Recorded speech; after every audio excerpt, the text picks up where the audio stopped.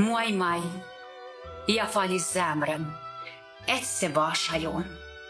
Nuk I trembe I zani, as nuk I dridhe I zemra. Në krah, I linte drita. Frymëzim lirik, I sillte dashunia.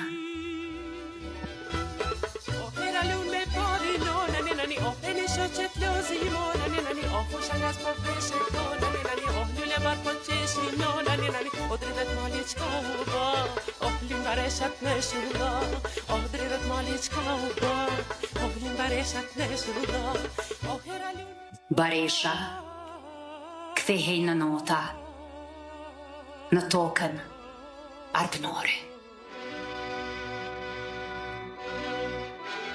Opera e Kosovës së bashku me ansamblin kombëtar të këngëve dhe valleve shota dhe në bashkëpunim me Shkollën e Mesme të Muzikës Prenk Jakova, sollën në skenë baletin Zëri I Saj, të konceptuar një homazh artistik, emocionues kushtuar ikonës së muzikës shqiptare Nexhmije Pagarusha.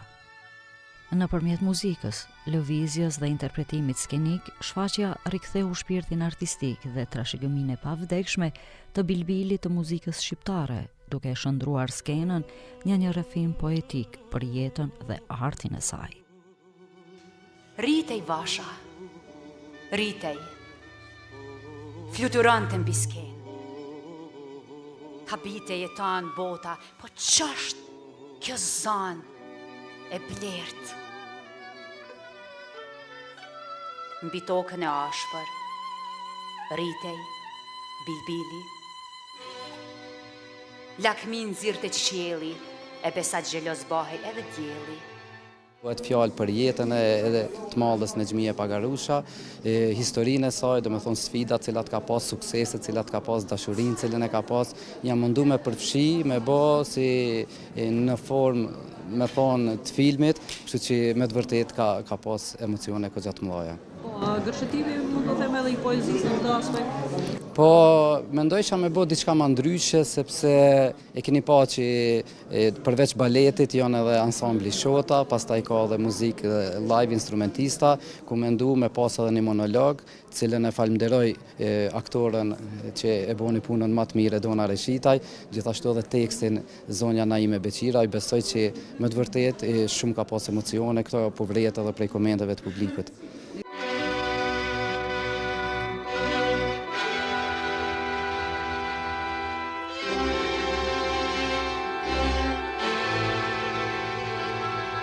Ndryshe nga herat e tjera, kësaj radhe poetja Naime Beqiraj ka bërë një tekst për premierën e baletit Zëri I Saj, një rrëfim poetik të ndërtuar mbi emocionin dhe kujtesën.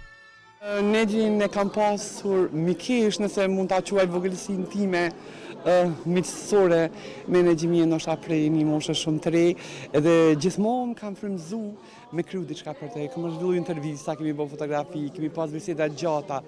Mi po ka mjaftu një se drejton Saqipit, balerini dhe balet maestri, drejtor të shkollës së muzikës, që të kërkoj prej me edhe ndoshta zgjati një muj ditë, po u kriju edhe jam shumë emocionuar ndoshta në këtë moment edhe jam edhe e lumtur sepse edhe u interpretu bukur një koncert jashtëzakonisht punuar si filigran, u interpretua bukur nga Dona Reshitaj. Dhe të them të drejtën, poezia më pëlqeu më shumë kur e ndëgjova të interpretuar në skenë.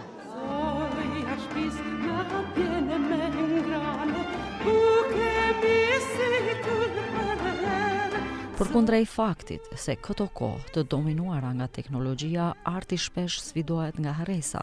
Rikthimi I figurës së Nexhmije Pagarushës përmes baletit Zëri I Saj vjen si një kujtesë se disa zëra nuk I përkasin vetëm një epoke, por bëhen pjesë e identitetit kulturor të një populli. Ngritja në skenë e këtij baleti po ashtu dëshmon se ndërtimi I një salle baletit është domosdoshmëri. Mes kësaj performance në një farë mënyre u shpalës, le të themi, jeta e këngëtares sonë ikonike Nexhmije Pagarusha me pikë ndryshme. Tash fillimisht kjo ka qenë planifikuar të bëhet edhe në mënyrë më madhështore, me kor edhe me orkestër, po Realisht kjo ka qenë maksimumi që është bo, sepse kam qenë në struktura organizative edhe në atë idenë originale, po me sallat që i posedojmë ka qenë e pamundun me realizu këtë projekt me një trup më të madhe se kjo që ishte sonte këtu, të më thonë, me skenën të dedikuar kryesisht për baletin dhe fatkeqësisht këtë herë u dashur me shku me incizimet origjinale të Nexhmijës dhe shpresojmë që hera vtarshme të spari na bëhet një sallë adekuate me grupën e orkestrës, me podiumin e baletit ku mujmë këtë ide pastaj me zhvillu dhe me riorkestru dhe me bo këto pika në mënyrë dhe më madhështore me orkestrë të madhe dhe eventualisht edhe me kor.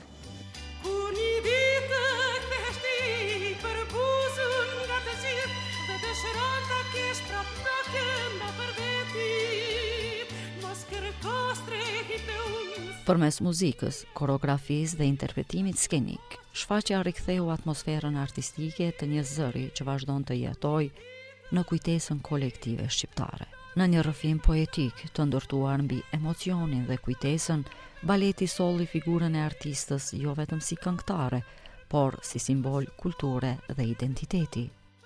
Ishte shumë e bukur për mu se njerëzit zakonisht kur marr pjesë në për ngjarje që i dedikohen Nexhmije Pagarushës, e din që unë e kënoj, se zakonisht kom kënu në për këto ngjarje.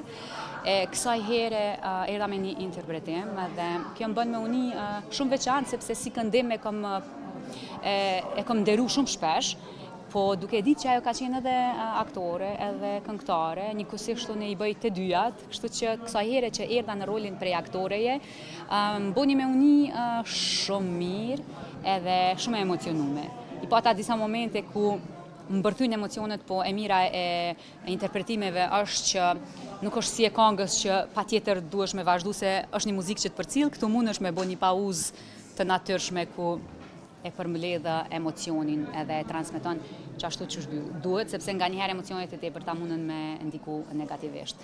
Ishte një ndjenjë e jashtëzakonshme dhe mendoj që ishte një bashkëpunim i mrekullueshëm në mes të baletit, në mes të filharmonisë dhe shotës, një kombinim shumë i bukur për ta nderuar figurën e madhe të Nexhmije Pagarushës. Me ritmin e shqiponjës rëndte qiellore. Baresha kthehej në nota. Në këtë produksion artistik, lëvizja e balerinëve mori formën e kujtesës, ndërsa muzika u shndrua në urë mes brezave. Publiku përjetoi një dialog emocional mes të kaluarës dhe së tashmës, aty ku arti rikthen figurat që koha nuk arrin t'i zbe. Zëri i saj dëshmoi se trashëgimia artistike e Nexhmije Pagarushës mbetet e gjallë, duke vazhduar të frymëzojë edhe sot skenën kulturore shqiptare.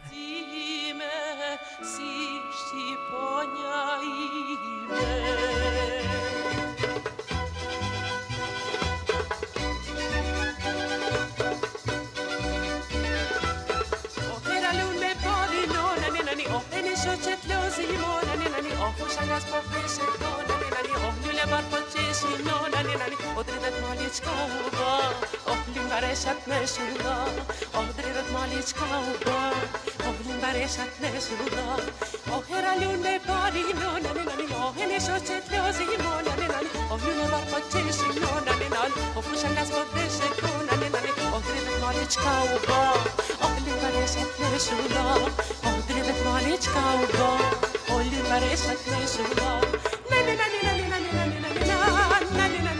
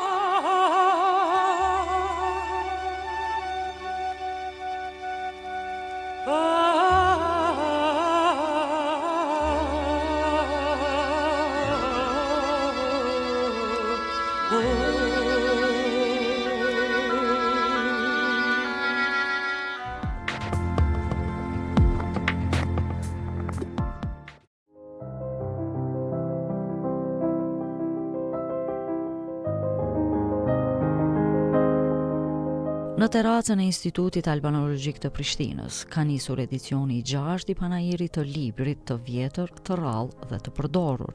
Një ngjarje kulturore kjo që sjell në vëmendje vlerën historike dhe shpirtërore të librit shqip. Në këtë panajir janë ekspozuar libra të vjetër e të përdorur, disa prej të cilëve nuk gjenden as në biblioteka, duke e kthyer hapësirën e panajirit në një pikë takim të kujtesës kulturore dhe historike. Përveç ekspozimit të librave, programi përfshin dhe promovime, botimesh dhe takime me autorët. Për Berat Dakajn, koordinatorin dhe organizatorin e panajirit, libri i vjetër dhe i rrallë nuk bardh vetëm informacione, por edhe përjetime e reflektime për lexuesin. Sipas tij, panajiri synon të krijojë një hapësirë ku libri nuk është vetëm objekt blerjeje apo shitjeje, por një mundësi për të zbuluar dhe për të ndarë me të tjerët. Libri në thelb është nga shpikët më të madhe të njerëzimit, një urë që lidh kohët, mendje dhe përvoje. Por libri vjetër i rrallë i përdori bërë diçka më të thellë. Ajo është dëshmia e jetës së tij për te autorit. E lexuesve që e kanë prekur, e durve që e kanë shpëtuar, e kohët që e kanë bajtur, ruajtur ndër vite. Në çdo kapak të këtyre librave shihet një histori. Në çdo faqe të zgjerrë të tyre është një kohë që nuk është më, por që vazhdon të jetojë mes fjalës. Shpesh pikërisht këta libra të heshtura dhe të thjeshtë në dukje janë bazë të kujtimeve më të çmuara dhe të dijes që nuk zbehen me kalimin e kohës. Në një epokë të dominuar nga ritmi i shpejtë dhe teknologjia digjitale, ku informacioni shpesh kalon shpejt e pa lënë gjuhë të thella, rikthimi të librit vjetër është një akt i vogël, por i rëndësishëm rezistencë kulturore. Është një rikujtim se leximi nuk është vetëm konsum informacioni, por përjetim, reflektim dhe ndërtim i vetvetes.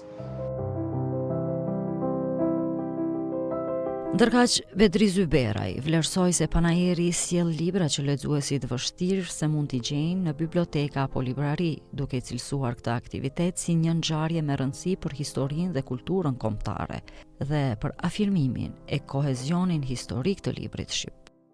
Tani, kur ky panajir po arrin moshën e vet prej më shumë se gjysmë dekade, mund të themi se jo vetëm që ka formësuar fizionominë e vet të duhur, por për më tepër është ndruar në një aktivitet kulturor, vjetor, serioz për librin e vjetër, të rrallë dhe të përdorur dhe për te tij. Kur kanë kaluar kaq vite të organizimit dhe mbajtjes së këtij panajiri, për mua kjo është një nga aktivitetet më të rëndësishme kulturore në shkallë vendi dhe kombi për disa arsye. E para, ky panajir është i vetmi i këtij lloji në mbar hapësirën kulturore shqiptare. E dyta, organizatori përveç ekspozimit të librave të rrallë, të vjetër dhe të përdorur, çdo edicion të tij e pasuron me aktivitete shtesë, ekspozita të ndryshme, bashkëbisedime me krijues dhe studiues të ndryshëm të artit dhe të kulturës shqiptare, promovime veprash të reja, orë letrare me poezi të autorëve të ndryshëm e punë të tjera dobishme për kulturën dhe shoqërinë. Në kuadër të aktiviteteve përcjellëse, në amfiteatrin e vogël të Bibliotekës Kombëtare të Kosovës u promovua libri Shtëpia me gjak në mur i Afrim Hysenaj, i botuar në gjuhën shqipe dhe angleze. Gjatë promovimit, pati bashkëbisedime me autor dhe familjar të familjes Muçolli, si dhe lexime të dëshmive të mbijetuarve të gjenocidit serb në Poklek të vjetër. Po ashtu, u përorua kompleti prej 8 vëllimesh i shkrimtarit Adem Gashi. Për krimtarinë e tij folën studiuesit e njohur të letërsisë, ndërsa u organizua edhe një bashkëbisedim me të birin e autorit, si dhe lexime poetike nga vepra e tij. Panajiri i librit të vjetër, të rrallë dhe të përdorur, betet një prej ngjarjeve që rikthen vëmendjen te libri si kujtesë, trashëgimi dhe dëshmi kulturore ndër breza.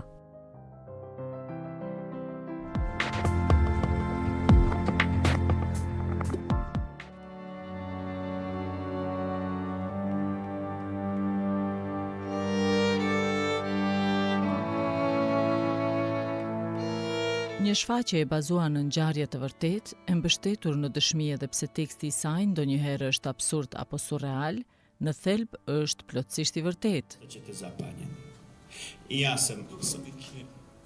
Dubrovnik je najljepši. Kjo është drama dokumentare Vdekja në Dubrovnik që u shfaq para publikut në Prishtinë. Plaža Sveti Jakov. To je plaža. Shfaqja bazohet në më shumë se 30 dëshmi të pjesëmarrësve në luftë, të cilët kanë rrëfyer histori të ndryshme. Sam se probudio kao. Këto dëshmi janë mbledhur përmes një hulumtimi dhe janë shndruar në një performancë teatrore që synon të rrisë ndërgjegjësimin e publikut dhe të nxjisë reflektimin mbi rrethimin e Dubrovnikut. Këtë vit Ambasada Malizi ishte kyçur në shumë aktivitete për shënimin e 20 vjetorit të pavarësisë. Kjo shfaqja e cila organizohet në bashkëpunim me Qendrën Barabar, me British Council, me Bashkimin Evropian, si dhe me disa organizata civile nga Malizi. Si temë ka kohën e luftës që ka ndodhur në Dubrovnik, apo si fokus si shfaqje si shballafishimi me të kaluarin. Pa dyshim që nëpërmes kësaj shfaqje promovohet fësinësia mirë, promovohen raportet e mira midis vendeve të rajonit. Këtu ish fokusit e Malizit e Kroacia, por pa dyshim që një mesazh i bashkëpunimit mirë është ajo që përçojmë për të gjithë rajonin për dhe më gjërë. Shfaqja Vdekja në Dubrovnik kontribuon në kulturën e kujtesës në kundërshtim me kulturën e përhapur të harresës. Qëllimi i saj është të promovojë një qasje të përgjithshme ndaj së kaluarës, kryesisht në Malë të Zi, në interes të paqes së qëndrueshme, besimit të ndërsjellë dhe marrëdhënieve të mira fëqinjësore. It's very happy to be sponsoring and being part of this project. As I think you will know, the British government has always been a strong believer in reconciliation and dealing with the past across the region. So this is why it's very important for us to come here together to learn and to remember. And especially here in Pristina, in Kosovo, which also we have been in war, and the performance, it's all about the war in Dubrovnik. Yes, I think there are lots of things that countries in the region can learn from each other, whether that's things that have worked well in dealing with the past, or areas where there's still room for improvement and where we can learn from each other. Kjo është një shfaqje për sulmin malazez ndaj Dubrovnikut që filloi në vjeshtën e vitit 1991 për fushatën ushtarake dhe mediatike luftë për paqe, për kampin në Morinj dhe për pajtimin deklarativ mes kroatëve dhe malazezve. It's really nice to be here in Pristina, and I think this is for me as an actor first time to perform in your city. So as you well said, it's literally, you know, testimonies from more than 30 persons that we have gathered through the workshops and different kinds of interviews with people and different engagements with such a different, you know, personalities. So it's been so, you know, at the same time challenging to really work on such a material, but also it was inspiring to really connect audience with as well as young people who really don't know about anything about these kind of things that happened in between our two countries, but also to really connect with people who were part of that time when it was happening in the past. So it was really challenging and also interesting to really get them to know things and really go through all the, you know, storytelling and stuff like that. So it was quite difficult, but also quite, you know, freeing to really get to this process. So yeah, it was interesting. Shfaqja dokumentare Vdekja në Dubrovnik është ndërtuar mbi konceptin që të mos ishte si shfaqjet e tjera për luftën. Pjesa më e madhe e asaj që dëgjohet në shfaqje është citat apo parafrazim, ndërsa pjesa tjetër është poezi e frymzuar nga ndonjë citat apo parafrazë. Well, it was really difficult, let's say, to sort of gather all the information and filter it through our whole organism and our whole being. Dëshmitë mbi të cilat bazohet shfaqja gjithashtu janë botuar në librin Kujtimet e luftës, rrethimi i Dubrovnikut 1991-1992, kur më, botuar nga Human Rights Action. And was it difficult to be part of this performance because the theme is for war and the actors will have to be all in during the performance, and this is not easy because the war is something that nobody wants to be in the war. Yeah, exactly. But you know, as an actor, you have to really find a way to really serve the audience and serve the story, and try to really save yourself in a way that does not occur the way you are telling the story, like from your personal experience.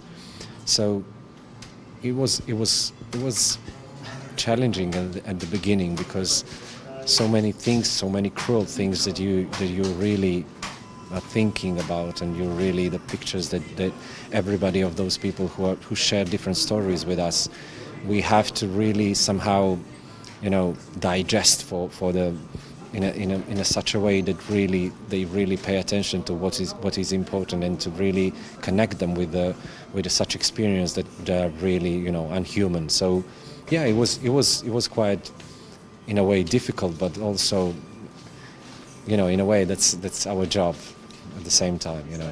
Well, I think everywhere where we performed this play, audience were really amazed, you know, also by the style, by the you know, the complete story, because more or less they somehow know what is happening, but they didn't know the actual things, you know, from history, from that experience. And also from artistic perspective, it's really something different, different way of telling the story, and through acting and through engaging with audience, I think they really understand, and they really respect that we had such a you know, process that's it's really for respect, I would say, you know. And you know, when you have in front of you such stories that really come from personal experience, you have to really take care of how you bring them to audience, how you bring them to so many, you know, broader audience. Shfaqja e dramës dokumentare Vdekja në Dubrovnik është realizuar në kuadër të projektit të Human Rights Action dhe Prazam Prostor me mbështetjen e Bashkimit Evropian dhe UNDP-s, përderisa në Prishtinë kjo ngjarje është pjesë e projektit Art for Peace i mbështetur nga British Council dhe i zbatuar në bashkëpunim me Ambasadën e Malit të Zi në Kosovë dhe Qendrës Kulturore Barabar.